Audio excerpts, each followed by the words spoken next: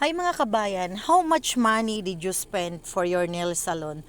Or ilang beses kayong nagpapa-manicure or pedicure? If you spend like $100, guys, gamitin nyo na tong electric nail drill. Napaka-cute nito at makasave pa kayo sa inyong mga pera. Napakadali nitong gamitin dahil ito ay isang adjustable. Pwede mong i-adjust yung speed niya. At saka meron pa siyang rechargeable na USB. Wala kang problema, hindi siya maglulobat. Din napaka-cute ng kanyang handle, guys. Look at this. Napaka-easy niyang bitbitin. Hindi ka mabibigatan. It's not so heavy.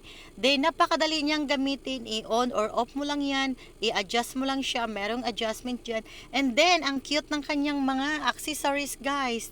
Napakadali lang nitong gamitin, kayang-kaya mo to sa sarili mo at hindi ka pa matatakot dahil ikaw yung gumagawa sa sarili mong mga nails at saka napaka-comfortable nito at napakagaan niya. Then the price nito, guys, sobrang mura lang, kayang-kaya sa ating mga bulsa. Then ang ganda ng kanyang quality, guys, hindi ka talaga magsisisi dahil ito ay isang best electric nail drill. Check my yellow basket.